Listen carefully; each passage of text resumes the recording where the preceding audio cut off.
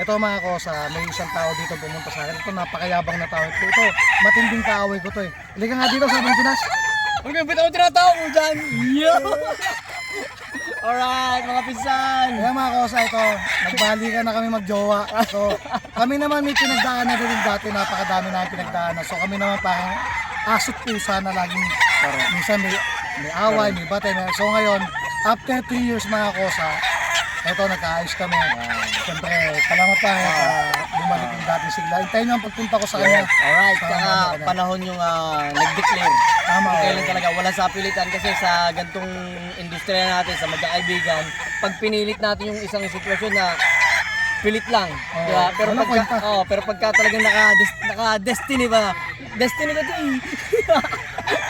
So, dahil mga kosa, talagang isa din si Master J no Oo mga naman, kosa. oo naman. Yung dati niyang tao Oo naman. na ngayon nasa akin. So mga kosa, dun sa bumabato sa amin ng issue sa amin dalawa. Correct. So syempre unang-una sa kanilang dalawa. Mga kosa, okay na okay po kami. Okay na okay sila mag-amo sa katunayan. Pinapaaral ni pinsan si ni parang, yung anak ni Tabunso niya si Binis mga kosa. Kahit nagkahiwalay sila mga kosa, patuloy yung binibigay niyang tulong kay Jay na pinapaaral yung anak. So parang ano mga sabi mo kay Jay? Ayan. Magkasama-sama na ulit tayo. Hindi kasi yan, si Jay, may mga instances kasi tayo sa buhay na hindi natin ma-explain. Oo. Na nakadestinasyon siya sa akin ng 5 taon.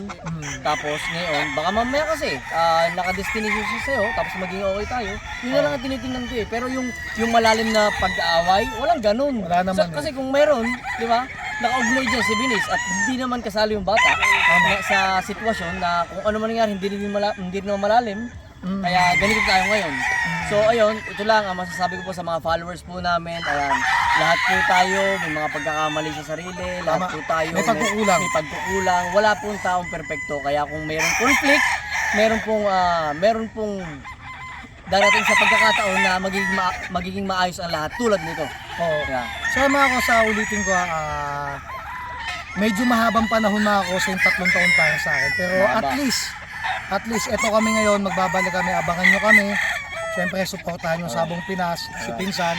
Suportahan nyo din ang team ko. Alright. Na ito, babalik kami sa dating kami. Yes. No, na yung masaya kami kasi ano to, ito mayabang to eh, mayabang din ako.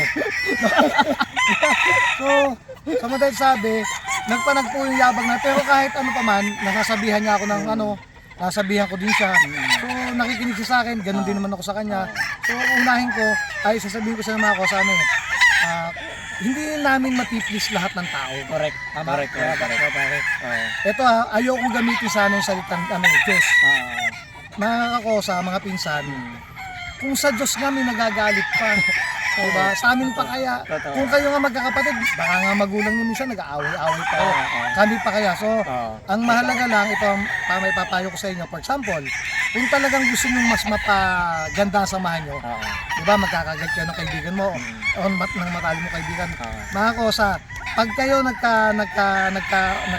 napag-usapan nyo tayo sulit sa palalim mga kakosa mga to. Tsaka meron tayong pagkakataon na missing piece. Totoo ito mga pinsan, totoong buhay. Ako, without pare, okay naman ako eh. Siya, without me, okay naman siya eh. Nag-stand naman kami parehas eh. Kaso, meron talagang sa puso na, grabe, hindi naman sa pagkakuan, bago kami magkatampuhan nito.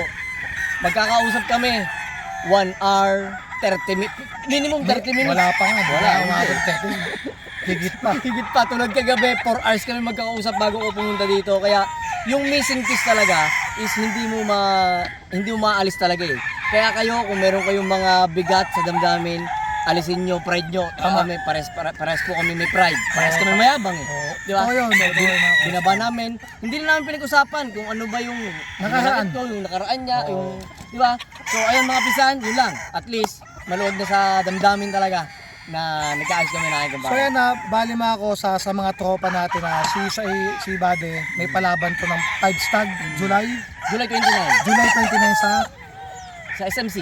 saan ba yun? Sa Santa Monica. Nasa Santa Monica Kapit Arena mga kosa. Baka may gustong lumaban, makikita nyo kami doon. Yan. Abangan nyo din ako doon, lalaban ako. Siyempre, hindi naman ito papahindan eh. Baka Kalaban kami. Lalabahan ko to. Alam mo ba, tinatarget kong kalaban? Unang-una si SP. Sunod si Junjunte.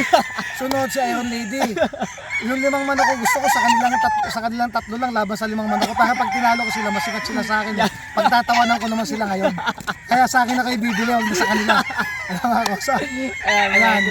Mga kosa, shoutout sa inyong lahat. At syempre, shoutout sa buong tropa ng SP. At syempre sa Boss Nanad, nandito yung kanyang driver at yung kanyang tropa.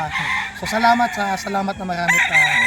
Nagkasama uli kami. So sana patuloy nyo kami suportahan. At doon sa mga basher namin mga kosa, maraming salamat sa inyo. Totoo. At yung ulitin ko, yung KJ na dati niyang tauhan mga kosa na sa akin, Yes. okay sila mga kosa. At wala namang problema nga hindi naayos pag pinag-usapan ko ng maayos. Totoo. Ayan, mga kosa. Salamat Kaya- po sa inyo lahat. One love, mga pisan. Peace. Alright. So mga kosa, yan.